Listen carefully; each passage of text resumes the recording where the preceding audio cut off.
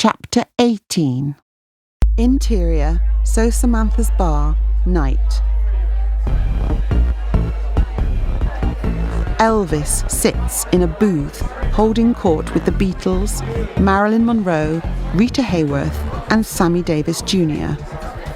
Jameson, Vasily and Brontay walk past. She is dazzled by the new setting.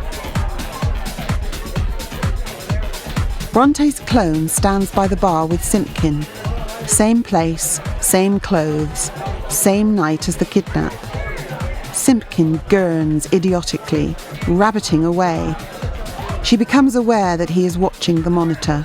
She's probably a nymphomaniac, you know. Women like that love to fuck beneath their station. Go on. I bet you she's a ball crusher, but who am I to stop you? Brontay looks at the monitor and down at the bar. Yes, same night, same Simpkin. Across the bar, same clothes, different woman, Maria Schwartz. She makes her way across the club, treading on air. You lucky bastard, you. We follow Brontay as she coasts past the seedy punters, her body language and apparel changing from the desperate case of yesteryear to the high-voc vice president appointed by Mannycapra. Maria wears Kutz's killer red dress, smoking a panatella in a long holder. Have you been having wet dreams about me, dearie? Brontay smiles, cool but stoned. A light has been switched off inside her. What do you want? You. Just you, darling. What do you want? Who's to say you can have me? Again. This time I have something real to offer you. All the tea in China, all the time in the world. Little is hard to get. Brontay nods but moves back from her advances. Where's Manny? He's here, Vice President. He's all around us. He wants me to pleasure you. You know that, don't you? To pleasure you so that you can pleasure him. Brontay nods. She sits on a high stool. Final exchange of goods. How he gets the coat. Final exchange. The canned romantic music of the Singles Bar turns into the more upbeat Devil Blues by Charles Mingus. Lights lower and it's more like a jazz club.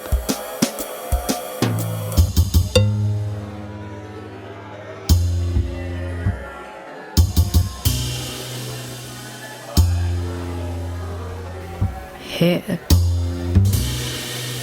Brontay is pinned against the bar. Here. Maria rides her dress up to her waist, baring her plum derriere to all and sundry. She licks her lips in exaggerated sensuality. She has Brontay's breasts in her hands before she can protest. Everyone in the bar is watching them. The music stops. Simpkin stands at the front of the voyeurs. Platinum Vogue access only. Can't believe my luck.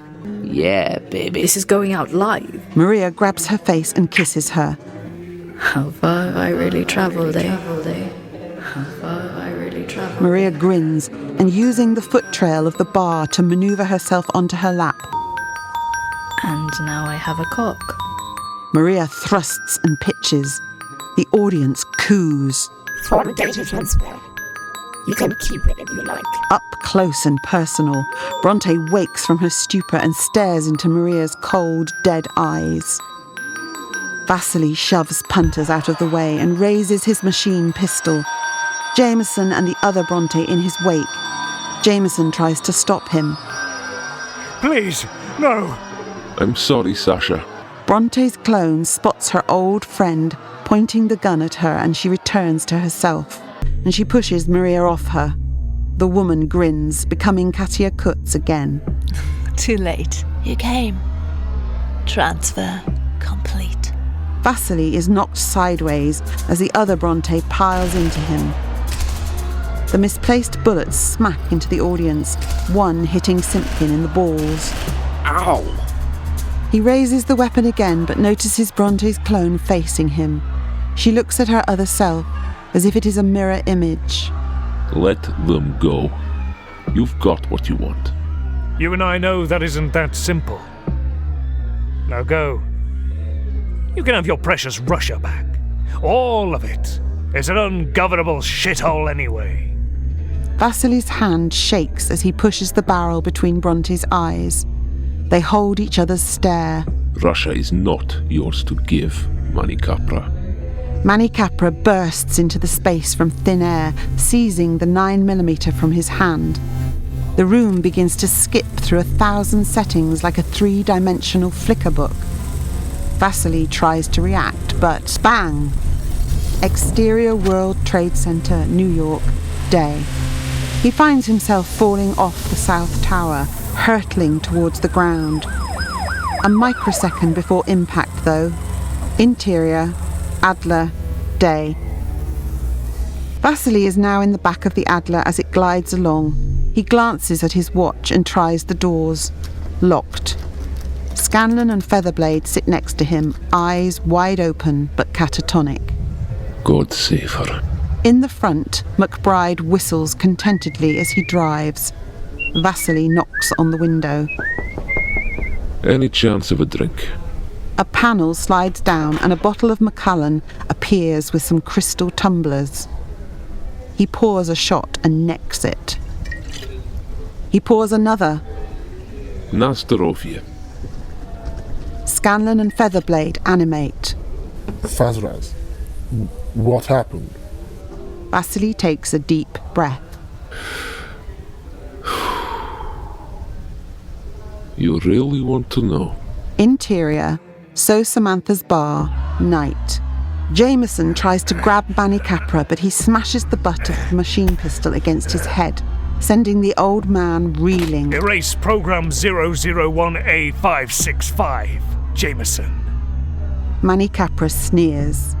Jameson vanishes, leaving Mannycapra alone with the 2 Brontays.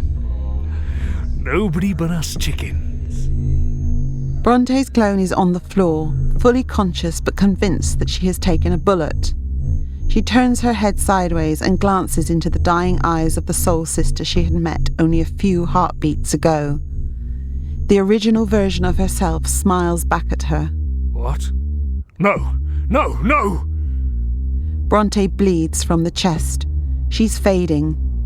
Brontay's clone grabs her sister, and blue miasma passes between them. So what? I only need one of you.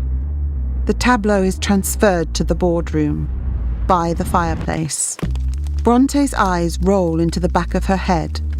Tears stream from her sister's eyes, but then a new emotion takes over. Fury.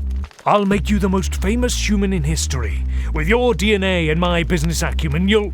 Brontay shakes her head and presses a finger to her lips. The worm has turned. Mannycapra frowns. Pardon? Clearing her throat, she spits directly into Mannycapra's face. Mannycapra delivers his salesman grin to Brontay, dropping his gun as we travel into the saliva dripping from his mouth. Closer, closer, closer, and down, down, down into the quantum space. The virus burrows its way through Mannycapra's tissue to the nucleus of each cell in his body and beyond to his DNA. After a few short moments, the tiniest man-made objects ever made begin to work their quantum magic. Then up, up, up, and back into the boardroom. Mannycapra falls back over his table and onto all fours, still not showing any visual symptoms of a complaint. He presses his hands against his head and emits a primal scream that scares Brontay out of her wits and into the nearest corner. He barely manages to find his feet, looking across at Brontay before spinning around to face his favourite objet d'art, the mirror that can distort and reshape an image much like he could the lives of billions. Dali's masterpiece. The nanomachines make their play, ripping into the texture of his very existence and welding trillions of molecules into the nearest compatible object. The Dali mirror itself. It soaks up the invading substance like ashes in a pond of quicksilver. The living substance dances around on the flat surface for half a minute, then regroups itself at the core of the mirror. The mass of energy stares out from beyond its two-dimensional grave, momentarily returning as Mannycapra before emitting a very silent scream. The energy fades in its prison, and unable to sustain itself for any longer, it flickers and it dies.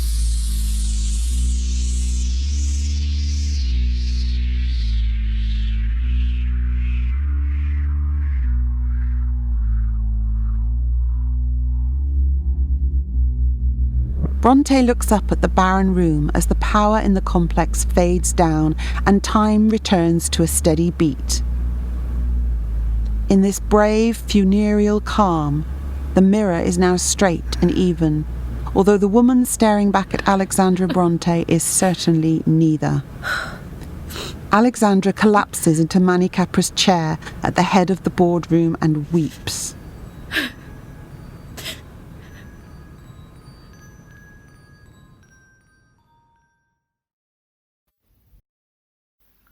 The future is. Hail folk, hail vanity, hail you. More episodes soon. Subscribe.